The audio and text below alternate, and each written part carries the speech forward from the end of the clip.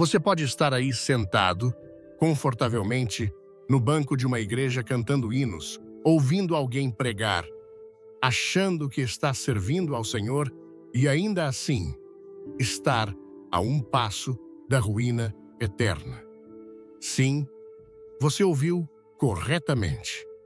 Há igrejas que não são casas de Deus, mas sim armadilhas do inferno cuidadosamente montadas para desviar os sinceros. E não pense que isso é um exagero ou uma novidade. O próprio Jesus não nos alertou que muitos seriam enganados.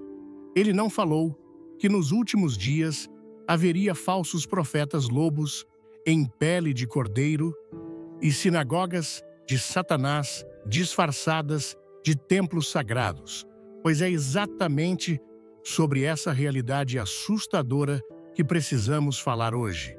Peço que você abra seu coração e sua mente, porque esta mensagem não tem o objetivo de acusar ou apontar dedos, mas sim de despertar. É um alarme soando no meio da noite, porque enquanto você talvez durma no conforto de uma religião familiar, sua alma pode estar sendo lentamente envenenada por um púlpito corrompido, por uma doutrina que agrada aos ouvidos, mas que conduz diretamente à morte. Esta mensagem é um ato de amor, um chamado desesperado para que você examine onde tem colocado a sua fé e a sua esperança. E antes de prosseguirmos para o coração desta mensagem, um pequeno teste de coragem. Se você está realmente disposto a confrontar a verdade por amor à sua própria alma, digite "Eu quero a verdade" nos comentários, clique no like para que este alerta alcance mais pessoas e se inscreva no canal. Acredite, a revelação que espera por você até o final deste vídeo pode definir o seu destino eterno. Portanto, escute com a máxima atenção. Ore, peça discernimento ao Espírito Santo e examine as Escrituras junto comigo, porque o que está em jogo não é uma questão de opinião ou preferência denominacional. É uma questão de vida eterna ou morte eterna. Há uma realidade espiritual que poucos têm a coragem de encarar. Deus não habita em qualquer altar. E por mais duro que isso possa soar, é uma verdade que precisa ser dita com toda a clareza. Se você porventura estiver em uma das igrejas que vamos expor hoje e não sair enquanto ainda há tempo, o seu destino pode ser infinitamente mais trágico do que você jamais imaginou.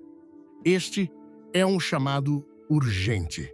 Não é uma brincadeira, é a sua eternidade que está na balança. Há uma realidade espiritual que poucos têm coragem de encarar. Deus não habita em qualquer altar, e por mais duro que isso soe, é uma verdade que precisa ser dita com clareza. Nem todo lugar que carrega um nome cristão é um lugar onde Cristo está presente. Nem todo púlpito que cita a Bíblia está sendo usado pelo Espírito Santo. Existem igrejas que mantêm a aparência de piedade, mas negam o poder da verdade. E é justamente sobre esse tipo de engano que Deus está nos alertando hoje. A Bíblia é clara. Em Apocalipse 3, versículo 1, está escrito: "Conheço as tuas obras. Tens nome de que vives e estás morto." Essas palavras foram ditas pelo próprio Cristo à igreja de Sardes, uma congregação inteira que aos olhos dos homens parecia viva, ativa, cheia de movimento, cheia de obras, mas aos olhos de Deus morta. Uma igreja que funciona, mas sem a vida de Deus, isso é possível sim. É mais comum do que pensamos, e é justamente aí que mora o perigo. Há lugares onde o nome de Deus é mencionado, onde cânticos são entoados, onde há uma programação impecável e até mensagens emocionantes. Mas o Espírito de Deus não está mais ali. Foi retirado, foi entristecido, foi substituído por métodos humanos, por estruturas vazias, por conveniências doutrinárias e práticas carnais disfarçadas de espiritualidade. E quem não tem discernimento permanece ali achando que está crescendo, quando na verdade está se afastando da verdade. Esse tipo de engano é sutil e por isso mesmo é tão destrutivo. É fácil identificar. Um templo pagão é fácil discernir uma seita que nega Cristo. Mas, e quando o engano usa a Bíblia, e quando o nome de Jesus está na fachada, mas o coração do ministério está longe do Evangelho, e quando os cultos são cheios, mas as almas estão vazias, o Espírito Santo nos adverte, não se trata do nome na placa, mas da presença de Deus naquele altar. Jesus disse que nos últimos tempos surgiriam falsos profetas enganadores, pessoas que viriam em seu nome, mas sem sua autoridade, e muitos seriam enganados. Sim, muitos, porque a aparência engana, a estrutura confunde o movimento religioso, mascara a ausência da unção verdadeira. E então, homens e mulheres sinceros, que só queriam encontrar a Deus, acabam presos em sistemas espirituais mortos, alimentando a carne e não o espírito, e se acostumando com a ausência de Deus como se fosse normal. Mas não é normal, não é aceitável e não é seguro, porque permanecer numa igreja onde o Espírito Santo não habita é como permanecer num barco furado. Você pode até sentir que está navegando por um tempo, mas o naufrágio é inevitável. Deus não se manifesta em qualquer ambiente. Ele é santo, ele é verdadeiro. E ele não compartilha o altar com o pecado, com a mentira, com a vaidade e com a rebeldia espiritual. Antes de começar, deixe um comentário com o número 1, se você quer mais mensagens como esta, e se inscreva no canal. Não gostou? É só curtir mesmo assim. Precisamos abrir os olhos e discernir onde estamos pisando. Precisamos nos perguntar: essa igreja prega a cruz ou apenas promove a autoestima? Essa liderança se submete à palavra ou apenas busca manter o controle? Esse altar exalta a santidade ou acomoda o pecado? Porque a resposta a essas perguntas pode revelar se estamos em um lugar onde Deus habita ou em um ambiente onde Ele já se retirou há muito tempo. A história bíblica nos mostra o que acontece quando o povo de Deus perde o temor e continua adorando no lugar errado. Um exemplo é o do profeta Jeremias.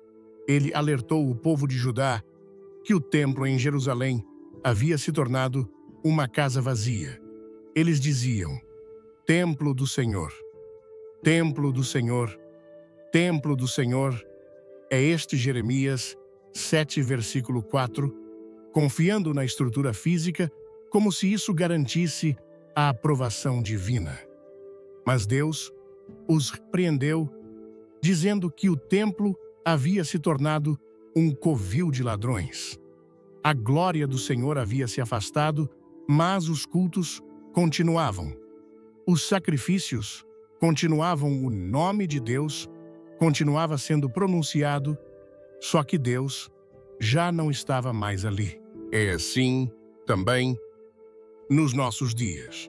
Há igrejas onde os cultos seguem normalmente, mas a presença de Deus já se foi. Onde os líderes continuam ministrando, mas a unção cessou. Onde há movimento, mas não há arrependimento.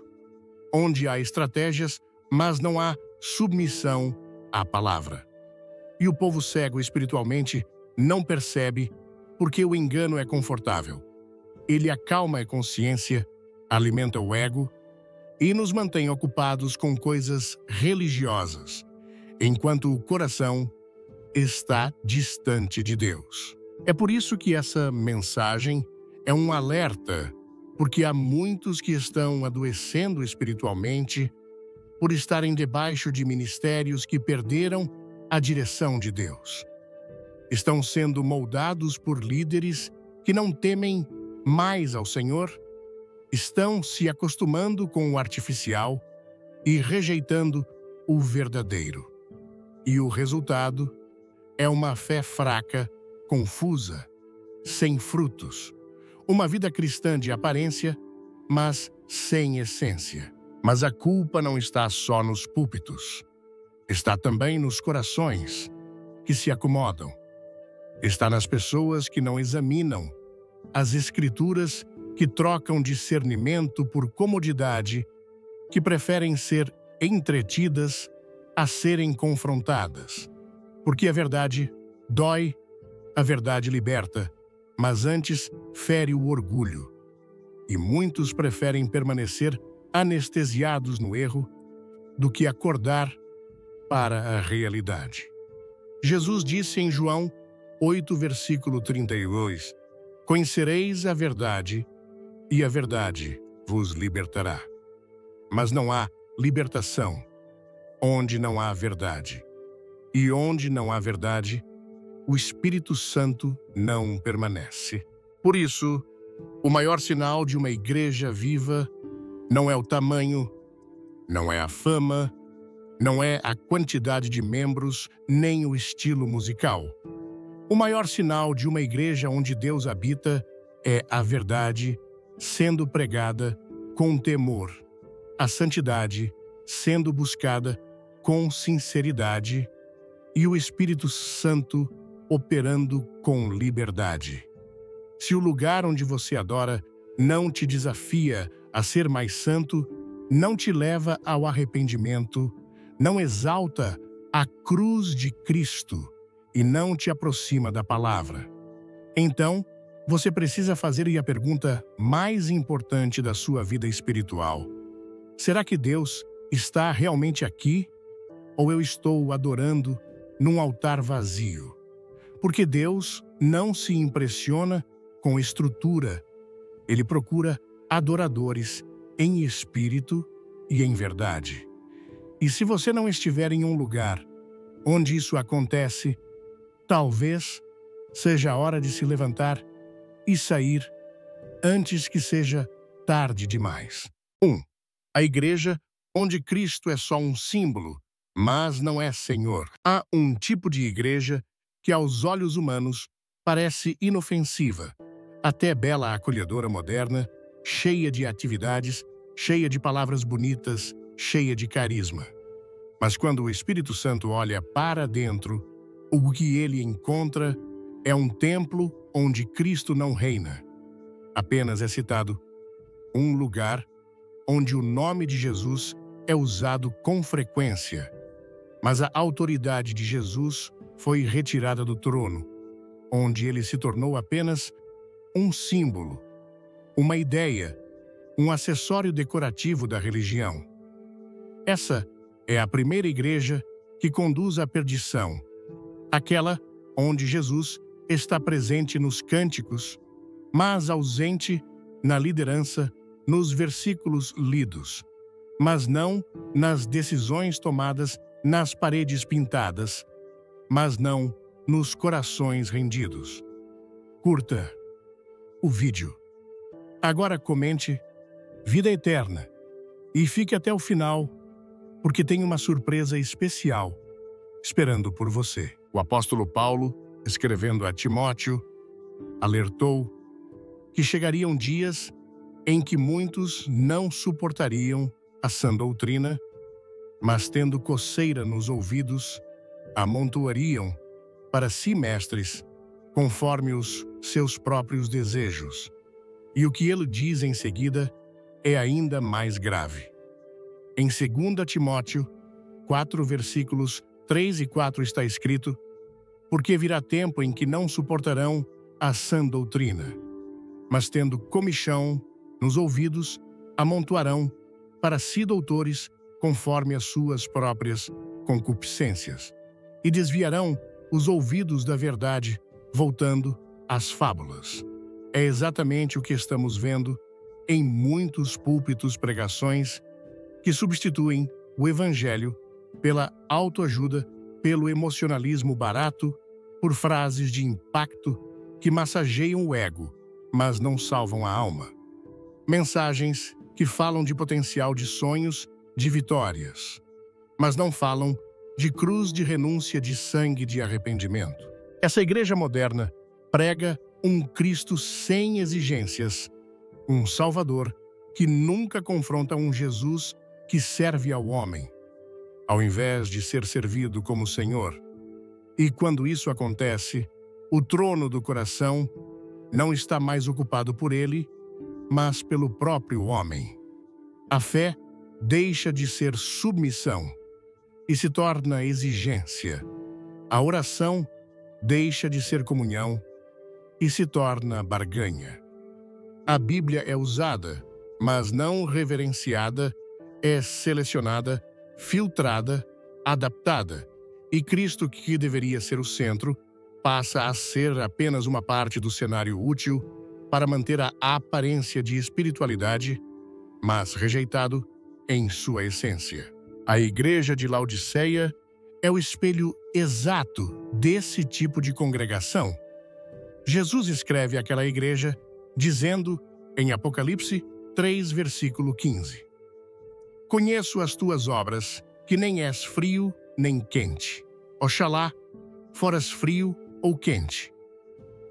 Ele diz que ela é morna e que por isso está prestes a ser vomitada de sua boca. Veja que não é uma igreja que persegue Cristo, é uma igreja que fala dele, mas o exclui. É uma comunidade religiosa que pensa que tem tudo, riquezas, estrutura, influência, mas espiritualmente está nua, pobre e cega. Talvez o trecho mais assustador da carta a Laodiceia seja em Apocalipse 3, versículo 20: eis que estou à porta e bato. Cristo está batendo na porta de uma igreja, não de uma casa mundana, não de um local secular, mas de uma igreja. Isso quer dizer que ele não está mais dentro dela. Ele está do lado de fora. E essa é uma das maiores tragédias espirituais dos nossos dias. Igrejas lotadas, onde Cristo foi expulso com aplausos, onde o Espírito Santo foi silenciado em nome da relevância, onde o Evangelho foi adaptado para não ferir os sentimentos de quem está no banco. O resultado disso é um povo que canta, mas não adora, que ouve, mas não obedece, que se emociona, mas não se arrepende. Um povo que busca milagres, mas não busca o Deus dos milagres, que corre atrás de bênçãos, mas rejeita a correção. É um cristianismo sem cruz, sem confronto, sem transformação. Um cristianismo confortável, domesticado, comercial. Essa igreja não conduz à vida eterna, ela conduz à apostasia. E o mais terrível é que ela faz isso com aparência de piedade, com frases belas, com pregações suaves, com promessas doces, mas tudo vazio, tudo raso. Porque onde Cristo não é Senhor absoluto, não há salvação verdadeira. Onde o trono pertence ao homem, Deus não habita. Cristo não quer ser símbolo, ele quer ser rei. Ele não aceita ser mais uma figura entre tantas. Ele não divide sua glória com ninguém. A palavra diz, em Colossenses 1, versículo 18, que ele é a cabeça do corpo da igreja. Isso significa que ele deve dirigir tudo, não apenas ser mencionado no início do culto. Ele deve governar os cânticos, o púlpito, a liderança, as decisões, os projetos, os relacionamentos, tudo. Mas quando Jesus é reduzido a uma marca, a um nome comercial, a um produto de marketing espiritual, a consequência é desastrosa. O povo se desvia e nem percebe os valores, se corrompem, a santidade desaparece, a doutrina é corrompida e o que sobra é um ajuntamento de pessoas buscando um Deus criado à imagem delas. Um ídolo emocional, psicológico adaptável, mas não o Deus vivo revelado nas Escrituras. Há uma cena no Evangelho de João que ecoa fortemente diante desse quadro. Em João 6, depois de ouvir uma pregação dura de Jesus, muitos discípulos o abandonaram. Ele então se volta para os 12 e pergunta em João 6, versículo 67. Quereis vós também retirar-vos? Essa pergunta ecoa até hoje. Quando o verdadeiro Cristo aparece e fala a verdade, muitos o rejeitam. Preferem o conforto da religiosidade superficial a encarar a exigência da cruz. Mas Pedro responde com palavras que devem estar em nossos corações. Em João 6, versículo 68. Senhor, para quem iremos nós? Tu tens as palavras da vida eterna. Se há vida eterna, ela está nas palavras de Cristo. Se há direção segura, ela está em sua autoridade. E se há uma igreja que conduz ao céu, ela é aquela onde Jesus é mais que um nome bonito. É o centro, o Rei, o Senhor. O altar precisa ser dele. O púlpito precisa falar dele. O povo precisa ser formado por ele. Caso contrário, não é igreja, é teatro. Não é culto, é entretenimento religioso. Se esta mensagem tocar seu coração, clique no like, compartilhe com um amigo e assista até o fim para um recado que pode mudar sua vida. A pergunta que deve ecoar em cada coração agora é: Jesus é o centro da minha igreja? Ou apenas uma referência distante? Ele governa ou é apenas citado? Porque no fim, o que definirá o destino de uma congregação e da alma de cada crente não é o quanto se fala de Jesus, mas o quanto se vive por ele, para ele e sob sua autoridade absoluta. 2.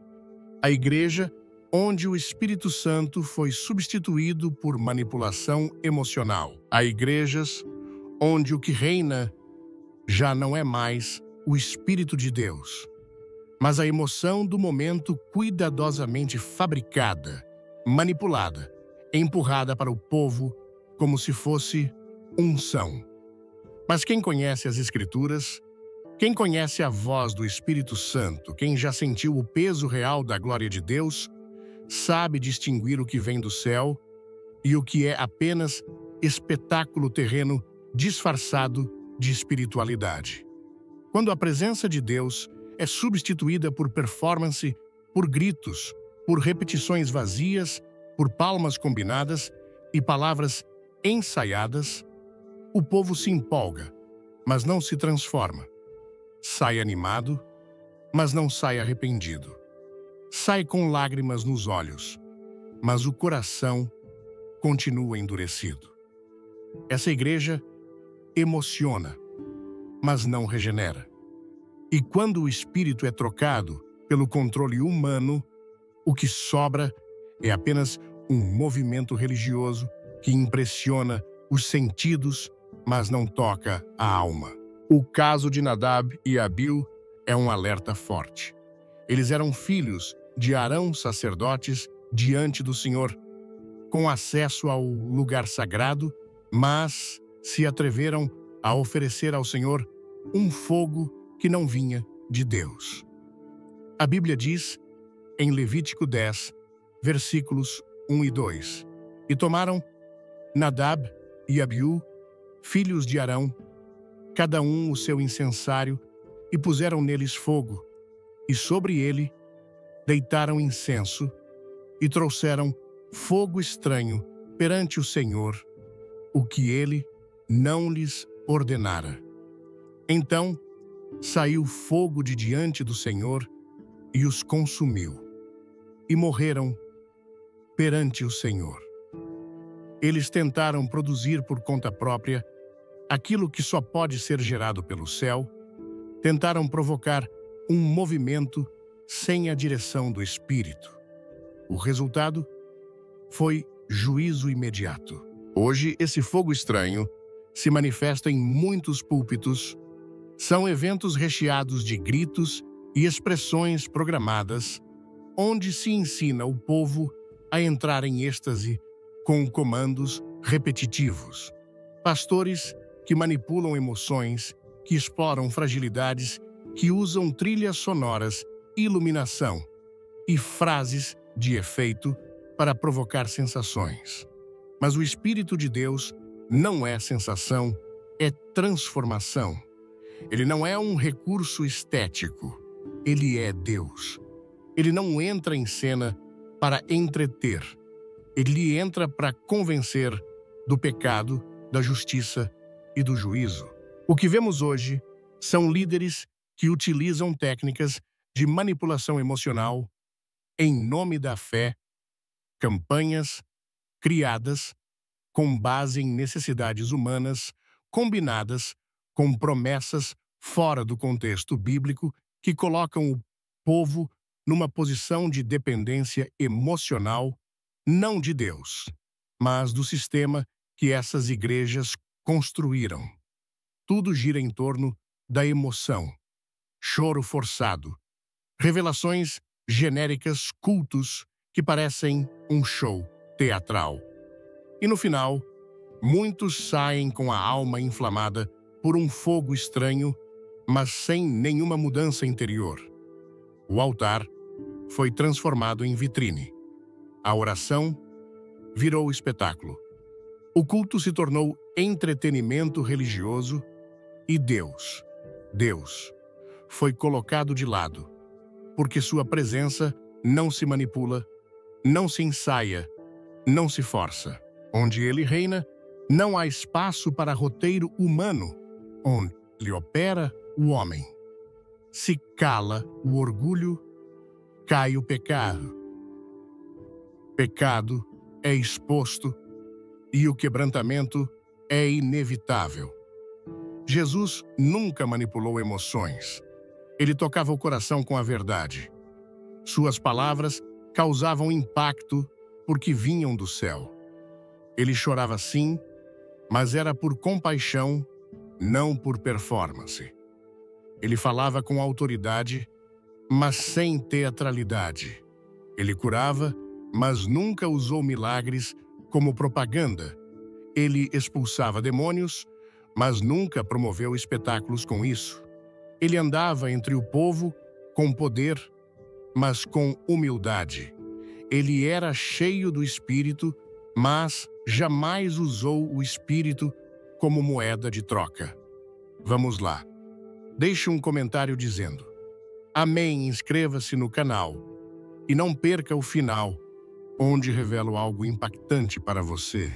Infelizmente, hoje há líderes que aprenderam a usar a fé das pessoas como ferramenta de controle. Eles sabem o que dizer, como dizer, quando dizer, para que o povo acredite que aquilo que está acontecendo ali é obra do Espírito, quando na verdade é apenas uma coreografia espiritual cuidadosamente calculada. E quem não tem discernimento se entrega, e quem se entrega é cativo, e quem é cativo se afasta cada vez mais da verdadeira presença de Deus. O Espírito Santo não é um sentimento bom durante a música. Ele não é um arrepio na espinha. Ele não é um choro em meio à pregação. Tudo isso pode até acontecer quando ele está presente, mas ele é infinitamente mais que isso. Ele é aquele que santifica, convence, guia, consola, molda, disciplina, orienta, fortalece e transforma. Onde o Espírito de Deus está, o pecado é exposto. O nome de Jesus é exaltado e a verdade não é negociada. A igreja que substitui o Espírito Santo pela emoção barata pode até crescer em números, mas apodrece em essência. Pode atrair multidões, mas não forma discípulos. Pode fazer campanhas, mas não leva ninguém à cruz. Pode gerar comoção, mas nunca gera conversão verdadeira. E no final, o povo segue do mesmo jeito que entrou, ou até pior, porque agora está enganado, achando que experimentou o céu, quando na verdade só viu fumaça sem fogo. É preciso discernir, é preciso provar os espíritos, como João ensina. É preciso comparar cada prática com a palavra, porque o Espírito de Deus jamais contradiz. Ele jamais se manifesta onde há mentira, manipulação, comércio e vaidade espiritual. Ele se retira desses lugares e, quando ele se retira, o homem tenta preencher o vazio com barulho, com movimento, com agitação. Mas nada disso substitui a glória real de Deus. Assim como aconteceu com Nadab e Abiú, ainda hoje, o fogo estranho tem consequências talvez não imediatas, como naquele dia, mas letais da mesma forma. Almas estão sendo alimentadas com engano. Famílias estão sendo enganadas por líderes que se tornaram especialistas em fabricar emoção. Vidas estão sendo entregues a um altar falso, onde o que importa não é a verdade, mas o impacto. E tudo isso está acontecendo dentro de igrejas. Igrejas que falam de Deus, mas que há muito tempo perderam a presença de Deus. Quem ama a Deus de verdade não se deixa prender por esse tipo de culto. Quem conhece a voz do Espírito sabe quando ele se foi. E quando percebe que está num lugar onde o Espírito foi substituído por performance, tem a coragem de se levantar e sair, porque a alma vale mais que qualquer tradição, mais que qualquer costume, mais que qualquer vínculo emocional. É melhor estar em silêncio com Deus do que em meio à gritaria sem Ele. O verdadeiro mover do Espírito não precisa de manipulação. Ele não precisa de estratégias humanas. Ele não precisa de espetáculo. Ele só precisa de corações quebrantados, de almas sedentas de pessoas sinceras. Onde houver verdade, haverá presença. Onde houver reverência, haverá fogo verdadeiro. Onde houver entrega, haverá transformação. Por isso, examine o lugar onde você adora. Examine o Espírito que governa aquele altar e, se perceber que ali o Espírito Santo já não reina, não permaneça, porque onde o Espírito não está, a verdade foi trocada. E onde a verdade é trocada, o caminho é de perdição. 3. A igreja onde o pecado é celebrado e o inferno é negado. Há igrejas que não apenas toleram o pecado, elas o celebram e fazem isso em nome de um amor que já não é mais o amor de Deus, mas uma caricatura emocional que serve para justificar tudo e transformar a santidade em algo ultrapassado.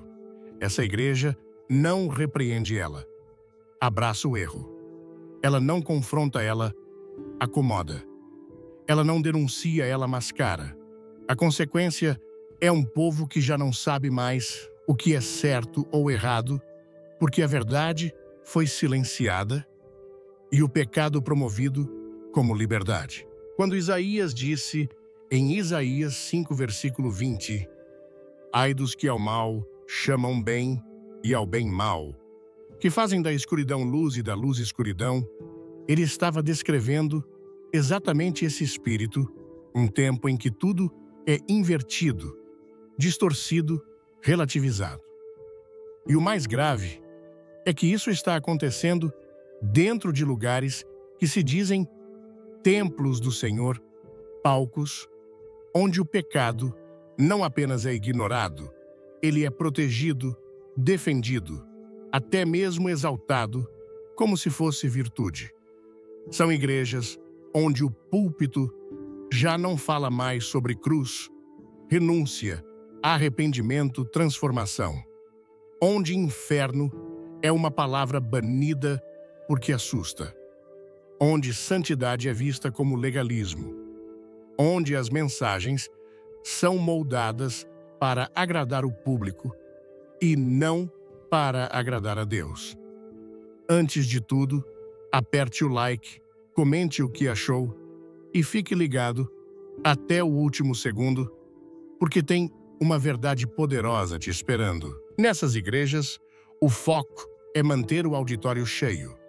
E para isso, é preciso tornar tudo leve, tolerável, aceitável. O problema é que o Evangelho não foi feito para ser confortável. Ele foi feito para salvar. E para salvar, ele precisa primeiro confrontar. Um dos maiores enganos do nosso tempo é imaginar que amar alguém é nunca dizer a verdade que fere. Mas Jesus amava e confrontava. Ele curava, mas também dizia, vai e não peques mais. O amor de Cristo jamais foi conivente com o pecado. Ele não ignorava o abismo onde a pessoa estava. Ele oferecia um caminho de saída, mas hoje essas igrejas modernas oferecem conforto dentro do abismo. Elas colocam almofadas no fundo do poço, acendem luzes coloridas ali dentro e dizem, está tudo bem, Deus te ama exatamente assim. O problema é que o Evangelho de Cristo diz o contrário. Deus ama tanto que ele se recusa a deixar o ser humano do jeito que está. A história de Eli, o sacerdote, é um retrato perfeito do que acontece quando o pecado é tolerado dentro da casa de Deus. Ele sabia que seus filhos estavam profanando o sacerdócio, cometendo pecados graves diante do Senhor. Ele sabia, mas não os repreendeu como deveria, não tomou posição, não exerceu autoridade, foi passivo, omisso, permissivo. E o juízo caiu sobre ele e sobre sua casa. Deus o confronta em 1 Samuel 2, versículo 29, dizendo, porque honras a teus filhos mais do que a mim. Esse é o retrato da liderança que ama mais a aprovação humana do que a obediência ao Senhor. Ele permitiu o pecado no altar e Deus retirou sua mão. Quantas igrejas hoje estão vivendo a mesma coisa? Preferem agradar seus líderes, manter a membresia fiel e não incomodar ninguém do que pregar o Evangelho como ele realmente é, espada de dois gumes que corta, separa, expõe, transforma. O que elas não percebem é que esse tipo de omissão é uma traição à verdade. E onde não há verdade, não há salvação. A igreja que não confronta o pecado está preparando seus membros para o inferno com palavras doces, com abraços quentes, com louvores animados e com discursos empáticos. Mas Deus não se impressiona com isso. O céu não se comove com palmas e frases bonitas. O céu se move diante de corações quebrantados, de vidas rendidas, de pecados confessados e abandonados. Negar a existência do inferno não muda a sua realidade.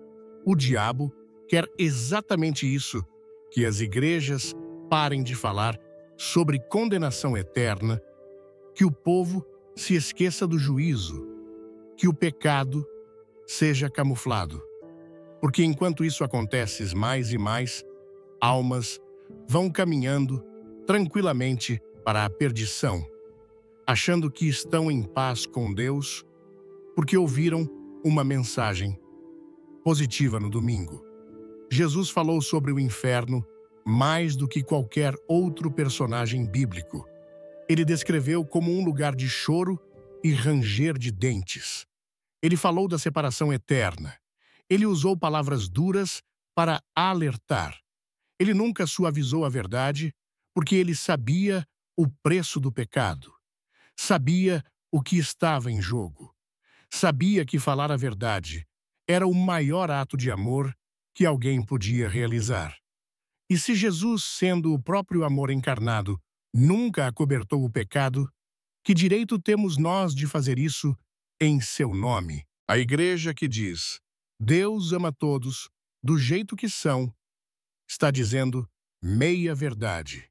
Sim, Deus ama todos, mas Ele não salva ninguém para continuar no pecado. Ele salva do pecado. Ele nos chama a sermos novas criaturas. Ele exige mudança. Ele exige entrega. Ele exige santidade. Não uma santidade fabricada religiosa, mas uma vida separada, consagrada, rendida à sua palavra. É por isso que a verdadeira igreja não se cala. Ela prega a cruz, ela prega o sangue, ela prega o arrependimento, ela não negocia a verdade para ganhar aplausos. Ela prefere perder membros do que trair a Bíblia. Ela não adocica a condenação. Ela a alerta. Ela denuncia. Ela intercede, porque ela sabe que o céu e o inferno são reais e que toda alma está a caminho de um dos dois destinos. A omissão, nesse caso, é um crime espiritual. Há líderes hoje que têm medo de perder popularidade, então escolhem o caminho da neutralidade. Mas neutralidade, diante do pecado, é cumplicidade. Quando a igreja se cala, o mundo grita mais alto. Quando a luz se esconde, a escuridão avança. Quando a verdade é sufocada, a mentira se transforma em doutrina. E o povo de Deus sofre por não conhecer a verdade que liberta. Por isso, quem ama a Deus precisa rejeitar esse tipo de igreja, não por orgulho, não por julgamento pessoal, mas por temor, porque permanecer num ambiente onde o pecado é aplaudido é caminhar com os olhos fechados rumo a um abismo. Deus chama o seu povo à separação, à vigilância, à fidelidade. Ele chama homens e mulheres que não se dobram à cultura do mundo, que não vendem a mensagem, que não apagam a chama da santidade. É melhor estar em um lugar simples, pequeno, esquecido pelos homens, mas onde a verdade reina e a santidade é buscada, do que estar em um templo grande, famoso, respeitado, mas onde o inferno foi silenciado e o pecado é promovido como estilo de vida. A alma é eterna e não vale a pena vendê-la por uma sensação de aceitação momentânea. É tempo de examinar, de fugir das igrejas que negam a cruz, que ocultam o juízo, que escondem a gravidade do pecado. É tempo de clamar por discernimento e buscar com todo o coração a santidade que agrada ao Senhor. Porque no fim, a única igreja que será arrebatada é a igreja santa, remida fiel, aquela que não celebrou o pecado, mas chorou por ele, lutou contra ele e venceu pelo sangue do Cordeiro. Porque muitos ainda frequentam essas igrejas. O engano dos últimos dias, é preciso compreender que o maior perigo espiritual do nosso tempo não é o pecado escancarado, mas o engano travestido de fé, a mentira com aparência de verdade, o erro vestido de piedade. Multidões continuam frequentando igrejas que negam a cruz, rejeitam a santidade e abafam a verdade, porque foram seduzidas por um tipo de espiritualidade que oferece conforto sem confronto, promessas sem transformação, e um Deus moldado à imagem de seus próprios desejos. E o mais assustador é que essas pessoas acreditam sinceramente que estão no caminho certo. Jesus já havia alertado com clareza sobre esse fenômeno. Em Mateus 7, versículos 21 a 23, ele declarou: Nem todo o que me diz, Senhor, Senhor, entrará no reino dos céus, mas aquele que faz a vontade de meu Pai, que está nos céus. Muitos me dirão naquele dia: Senhor, Senhor, não profetizamos nós em teu nome, e em teu nome não expulsamos demônios, e em teu nome não fizemos muitas maravilhas. E então lhes direi abertamente: Nunca vos conheci. Apartai-vos de mim, vós, que praticais a iniquidade. Essas palavras não se dirigem a incrédulos, mas a pessoas que viviam dentro do ambiente religioso. Gente que falava o nome de Jesus, que participava de atividades espirituais, que fazia milagres, mas que no fim foi rejeitada. Por quê? Porque tinha uma aparência de piedade, mas o coração longe da obediência real. Tinham rituais, mas não tinham arrependimento. Tinham obras, mas não tinham submissão.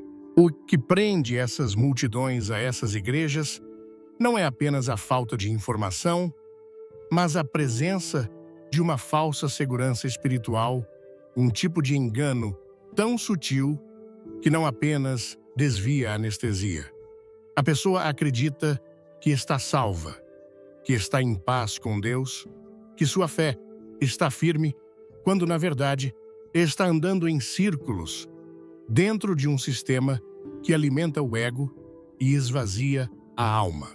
E é exatamente isso que o espírito do anticristo está promovendo dentro de muitos templos. A Bíblia afirma em 2 Tessalonicenses 2, versículos 3 e 4, que antes da volta de Cristo viria a apostasia, uma rebelião espiritual silenciosa, camuflada de adoração, onde o homem se coloca no centro e a verdade é negociada. O anticristo não precisa destruir igrejas para reinar. Basta corrompê-las. Basta substituir o arrependimento por autoajuda, a Bíblia por slogans motivacionais, a santidade por tolerância indiscriminada. E é o que vem acontecendo dia após dia, diante dos olhos de muitos que não querem ver. As pessoas continuam nesses lugares porque gostam do que ouvem.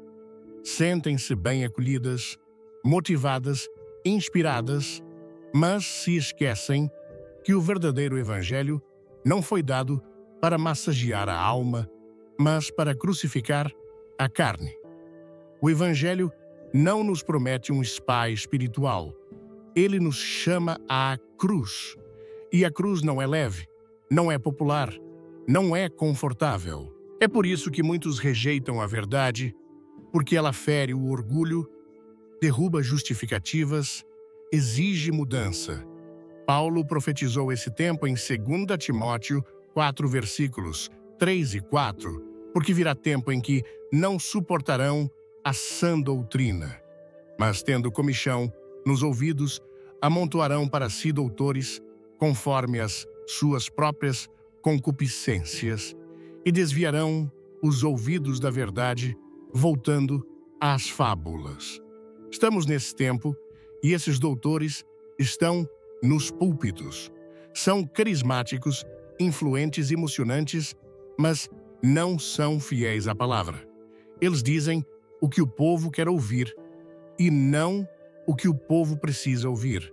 E os bancos estão cheios porque há uma multidão que prefere uma meia-verdade doce do que uma verdade inteira que confronta. É como um paciente com uma doença terminal que se recusa a ouvir o diagnóstico verdadeiro porque quer acreditar que está bem. Ele procura um médico que diga que é apenas cansaço, toma um comprimido para a dor, sente-se melhor por um tempo, mas a doença continua silenciosa, mortal. Assim, é com essas igrejas, elas oferecem alívio momentâneo, mas não tratam o problema real. O pecado, a separação de Deus, a necessidade de nascer de novo. Esse tipo de engano se torna ainda mais perigoso porque gera imunidade contra a verdade. A pessoa se acostuma tanto com a versão adulterada do Evangelho que, quando ouve a pregação bíblica legítima, se ofende, se incomoda, rejeita. A verdade que deveria libertar se torna incômoda porque já não se encaixa na estrutura emocional que foi construída sobre a areia.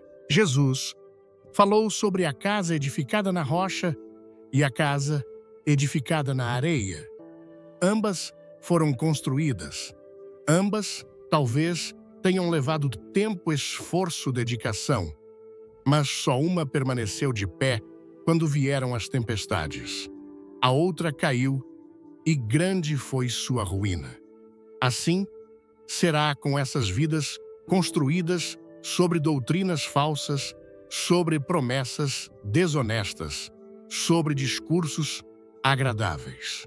Quando o dia mal vier, não haverá firmeza, não haverá raiz, não haverá salvação.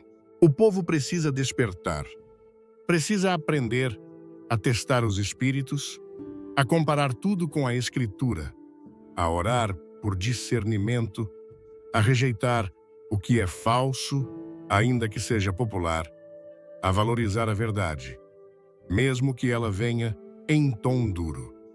Porque a verdade continua sendo espada de dois gumes, e espada não afaga. Ela corta, ela separa, ela expõe, mas também cura, transforma, liberta. O apelo da palavra nunca foi sinta-se bem, o apelo sempre foi arrependei-vos. O chamado de Cristo nunca foi seja você mesmo, foi negue-se a si mesmo. O verdadeiro evangelho não tem como objetivo melhorar a autoestima. Tem como objetivo matar o velho homem e fazer nascer uma nova criatura. E isso dói, isso incomoda, isso confronta, mas é esse processo que salva, que nos prepara para a eternidade. É por isso que tantos resistem, porque querem um Cristo que carregue a cruz no lugar deles, mas não querem carregar sua própria cruz. Querem ser salvos, mas não querem ser transformados. Querem o céu, mas não querem sair do controle. E acabam aceitando um evangelho adulterado raso, sem poder real, mas cheio de palavras agradáveis que alimentam o orgulho e conduzem à ruína. A única maneira de se livrar desse engano é voltando à palavra, voltando ao joelho dobrado, voltando ao temor do Senhor. A fé que salva é aquela que obedece, que se submete, que se humilha. Deus não está procurando crentes entusiasmados, mas corações quebrantados. Não está chamando multidões para shows, mas remanescentes para o altar.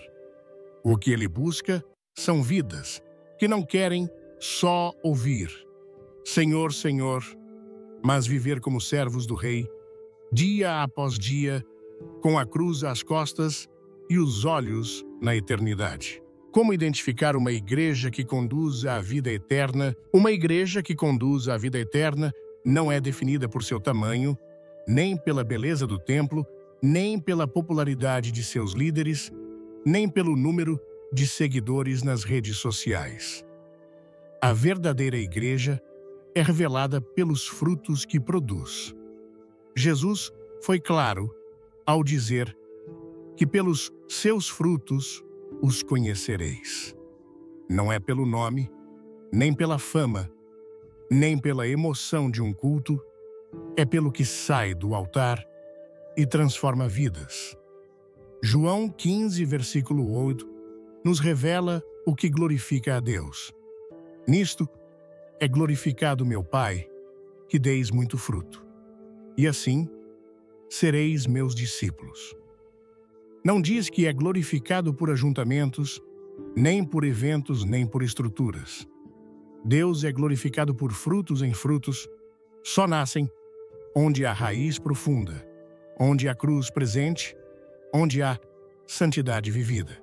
A primeira marca de uma igreja que conduz à vida eterna é a centralidade da cruz de Cristo. Se a cruz foi substituída por mensagens motivacionais, por palestras emocionais ou por promessas de sucesso, então essa igreja perdeu seu eixo. A cruz é o centro do Evangelho.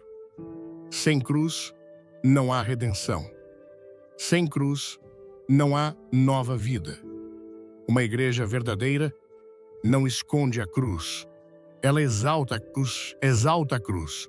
Ela fala sobre o preço do pecado, sobre o sangue do Cordeiro, sobre a necessidade de arrependimento. Ela não tem vergonha da mensagem da renúncia, porque sabe que só há salvação através da cruz. A segunda marca é o poder da palavra de Deus pregada com fidelidade. Uma igreja viva não molda as Escrituras aos interesses do público. Ela prega a verdade, mesmo quando ela fere, porque entende que a palavra é viva e eficaz, mais cortante do que espada de dois gumes, e penetra até dividir alma e espírito. Hebreus 4, versículo 12. Onde a Bíblia é aberta, reverenciada, explicada com temor, ali há luz. Onde ela é manipulada, distorcida ou usada como ferramenta de controle, ali há trevas. Além da cruz e da palavra, a terceira marca é a presença real do Espírito Santo, não aquela presença fabricada por ambientes escuros e músicas repetitivas, mas a presença que convence o pecador, quebra o orgulho, levanta o caído, transforma corações. Onde o Espírito opera, há confissão de pecados, há libertação, há arrependimento sincero, há lágrimas verdadeiras, não por manipulação, mas por confronto, e há frutos de santidade, de humildade, de retidão. Uma igreja verdadeira também vive a prática do amor bíblico, não o amor permissivo que ignora o erro, mas o amor que cuida, que corrige, que se sacrifica. Jesus disse que o mundo reconheceria os seus discípulos pelo amor. Esse amor não busca interesse próprio. Ele acolhe sem conivência. Ele perdoa, mas também orienta. Ele se importa com a alma, não apenas com o bem-estar momentâneo. Por fim, uma igreja que conduz à vida eterna é marcada pela obediência visível à vontade de Deus. Seus líderes andam em integridade. Suas decisões são guiadas pela oração. Suas prioridades são espirituais, não institucionais. Os membros não são consumidores, mas discípulos. Não há barganha, nem troca, nem comércio no altar. Há temor, há entrega, há reverência. O retrato de uma igreja verdadeira foi revelado no Pentecostes, quando Pedro se levantou e pregou com poder e convicção. Atos 2. Não havia aparato humano, não havia estratégia de marketing, não havia promessas de prosperidade, havia palavra viva, presença manifesta e corações quebrantados. A multidão ouviu e clamou: "O que faremos?" E Pedro respondeu com ousadia: "Arrependei-vos." E naquele dia, 3.000 almas foram salvas, não por um show, mas por uma mensagem ungida verdadeira, centrada em Cristo. Aquela igreja nascente, logo após o Pentecostes, vivia em comunhão, partia o pão, orava com fervor e crescia em santidade. Ninguém dizia ser seu o que possuía, porque havia temor do Senhor. Não era uma comunidade perfeita, mas era uma igreja rendida.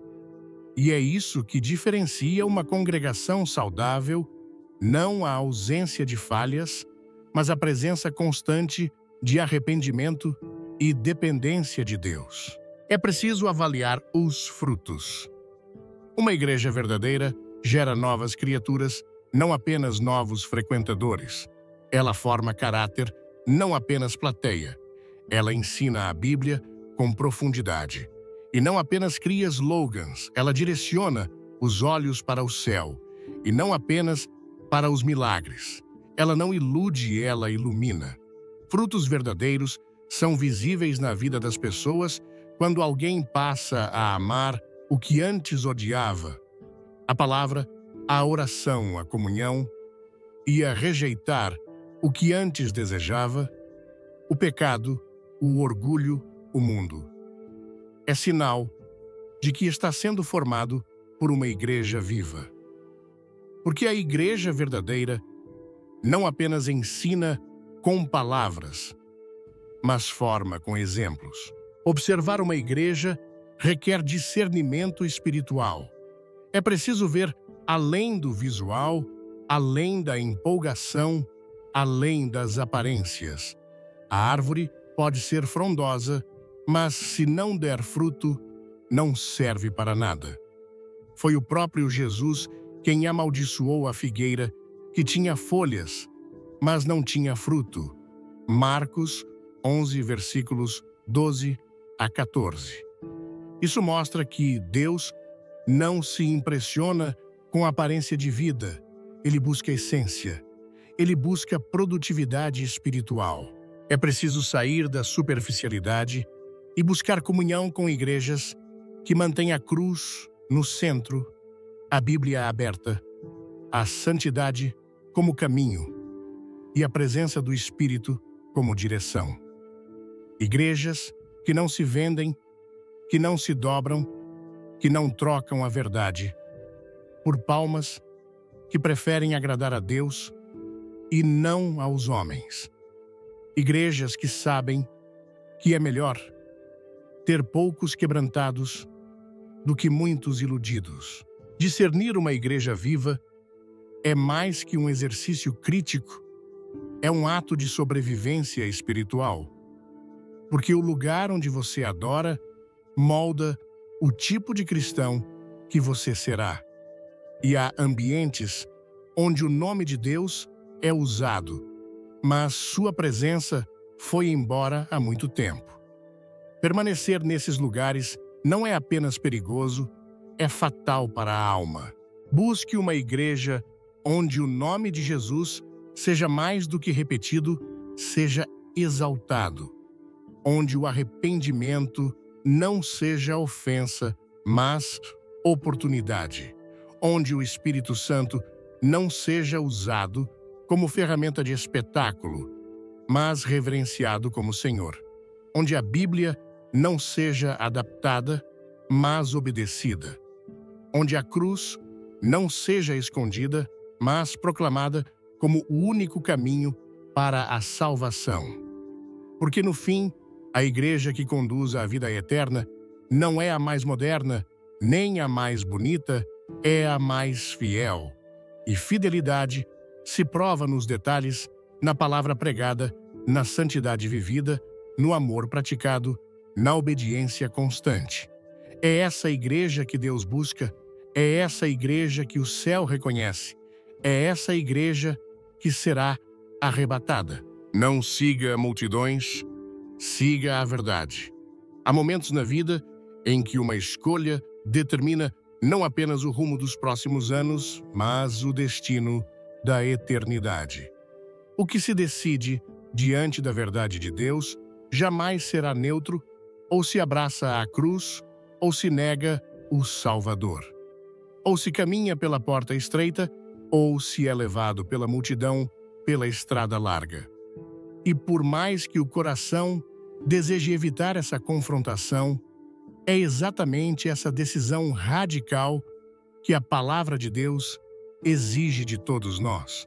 Josué, diante do povo de Israel, falou com clareza em Josué 24, versículo 15. Escolhei hoje a quem servireis. Não amanhã, não depois de pensar melhor hoje. Porque a fé verdadeira não permite neutralidade, ela não aceita zona de conforto. A fé em Cristo exige entrega, e se não houver entrega, não há salvação. Josué não estava falando com pagãos, mas com gente que dizia conhecer o Senhor. Mesmo assim, ele deixou claro que era necessário escolher, porque muitos caminhavam ao lado da promessa, mas com o coração voltado para os ídolos. Assim é hoje. Milhares frequentam templos, mas seguem multidões. Participam de cultos, mas não ouvem a voz de Deus. Fazem parte de igrejas, mas seus passos estão longe da cruz. Vivem uma fé herdada, emocional, superficial, sem raiz, sem fruto, sem verdade. Estão convencidos, mas não convertidos. E essa condição é o terreno perfeito para o engano, porque a pior cegueira não é a de quem está nas trevas e sabe, é a de quem está perdido e pensa que está salvo. Jesus viu isso acontecer em João 6. E depois de realizar milagres, alimentar multidões e ensinar com autoridade, o Senhor começou a revelar verdades profundas sobre o que significava realmente segui-lo. Ele disse em João 6, versículos 53 e 54: Se não comerdes a carne do Filho do Homem, e não beberdes o seu sangue, não tendes vida em vós mesmos. Quem come a minha carne e bebe o meu sangue, tem a vida eterna, e eu o ressuscitarei no último dia.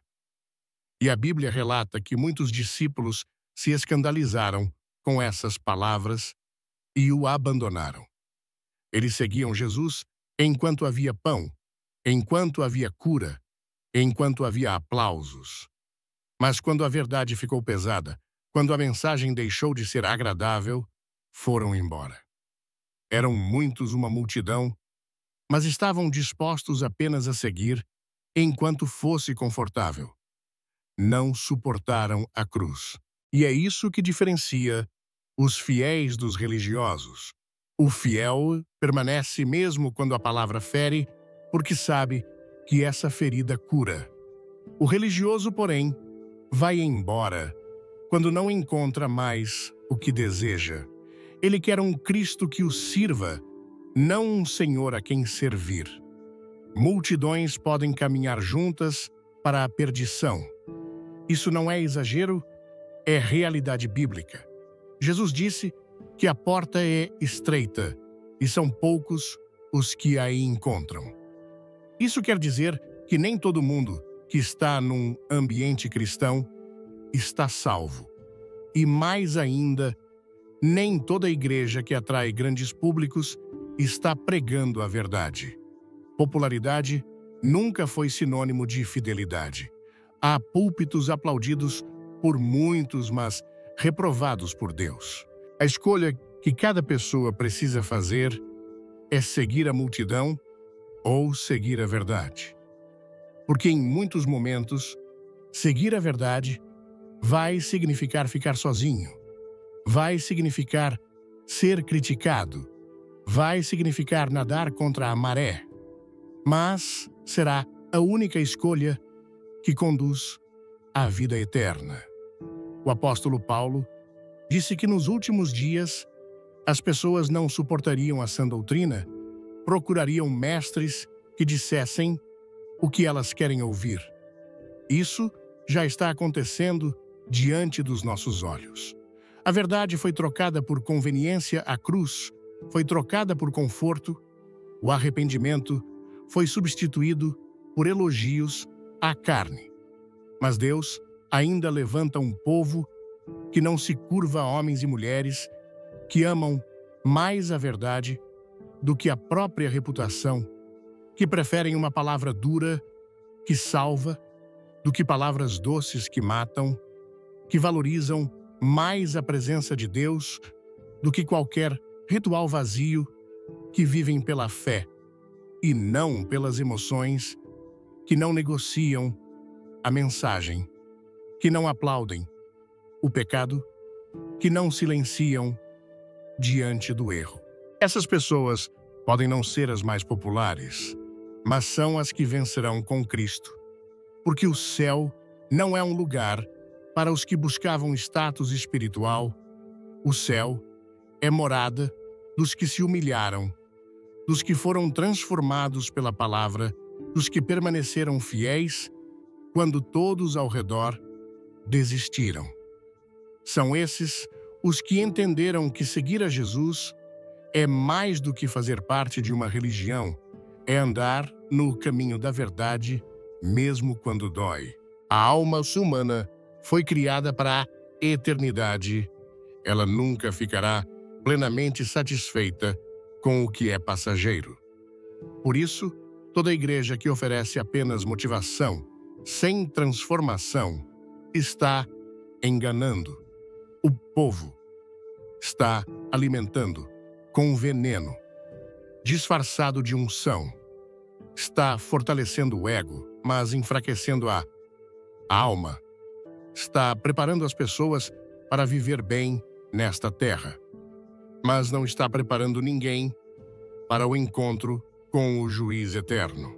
E agora, depois de termos caminhado por estas verdades cortantes, depois de termos exposto as fachadas caiadas de igrejas, que são, na verdade, sepulcros, a questão inevitável ecoa no silêncio de cada coração. O que farei?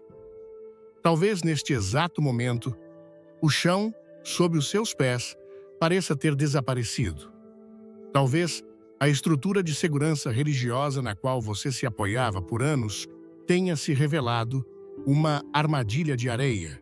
E essa sensação de desorientação, por mais assustadora que seja, é a primeira evidência de que a voz de Deus conseguiu finalmente atravessar o barulho da religiosidade para tocar a sua alma. Não ignore este momento. Não o enterre sob a desculpa de que é tudo muito radical. Porque é exatamente nesta encruzilhada desconfortável que o seu destino eterno é forjado. Há milênios, um homem chamado Josué, após conduzir o povo à beira da promessa, se pôs diante deles não como um líder que buscava aplausos, mas como um profeta que exigia uma decisão. Ele olhou nos olhos daquela multidão que havia visto os milagres no deserto, mas que agora flertava com os ídolos da nova terra, e lançou sobre eles o peso de uma escolha inadiável. Ele não disse, pensem a respeito na próxima semana, ou discutam em seus grupos de estudo. Com a autoridade de quem conhecia o Deus vivo, ele declarou, escolhei hoje a quem sirvais. Josué 24:15. Hoje, não amanhã, não depois. Hoje, porque a fé verdadeira, a fé que salva, não é uma apólice de seguro que se guarda para o futuro. É uma aliança de sangue que se firma no presente. Ela não permite neutralidade. Ela não aceita um coração dividido. Tentar servir a Deus e, ao mesmo tempo, manter um pé nos sistemas religiosos confortáveis que negam o poder dele é como tentar caminhar com um pé numa canoa e o outro na margem. O resultado é inevitável. Você cairá na água gelada da desilusão e do engano. A neutralidade diante da verdade é cumplicidade com a mentira.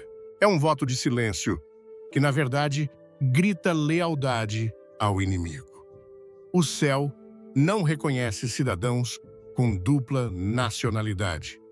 Você pertence ao reino da luz ou ao império das trevas. Você caminha pela porta estreita ou é arrastado pela multidão na estrada larga. E Jesus foi dolorosamente claro sobre esses dois caminhos. Ele não os descreveu como duas opções igualmente válidas. Ele descreveu um caminho que leva à vida e outro que leva à perdição.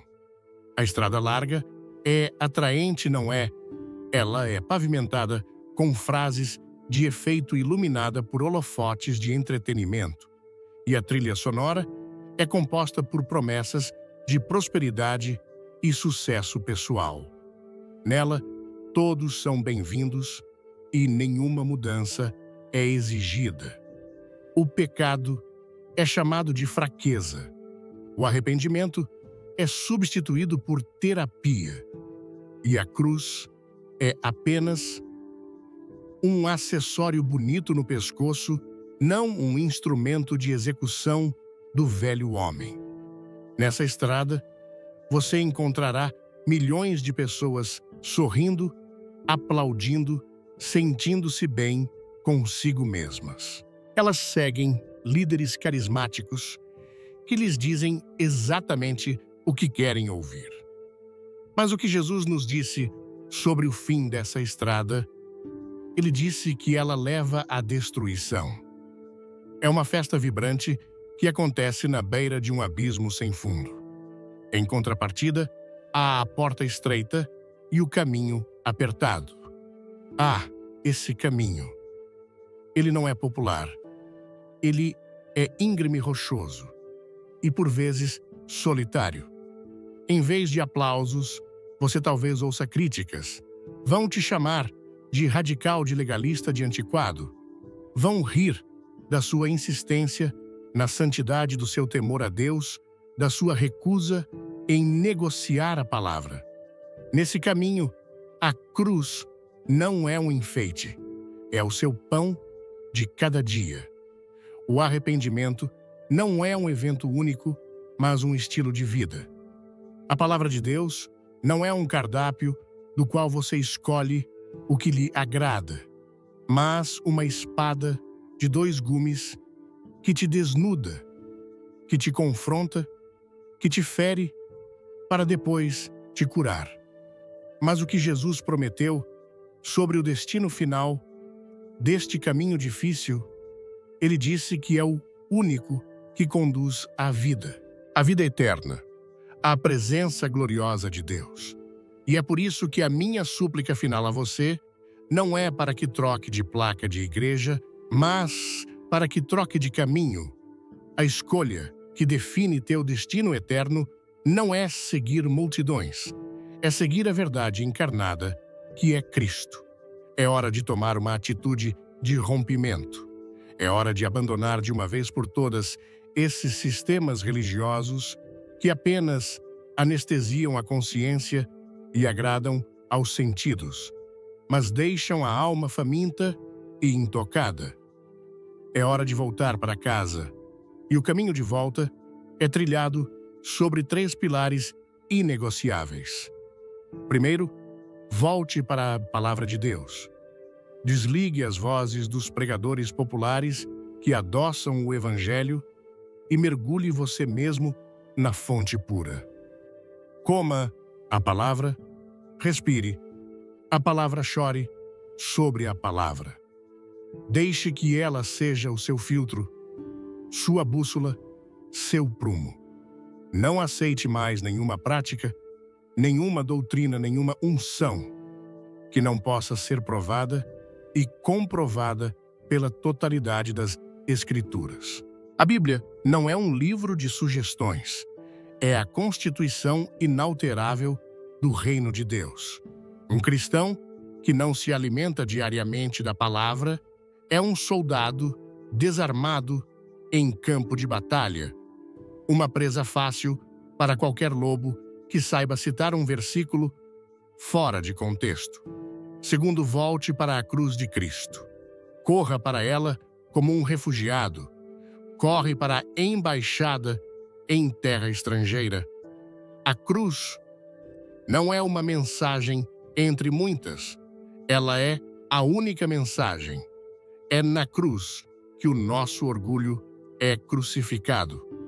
É na cruz que a nossa autossuficiência morre. É do sangue derramado na cruz que emana o poder para vencer o pecado e não das nossas próprias forças ou de estratégias humanas. Uma igreja que esconde a cruz, que tem vergonha da mensagem do sangue, que a substitui por palestras motivacionais, já perdeu a sua alma. Ela pode ter um nome, uma estrutura, um CNPJ, mas não tem o poder de Deus.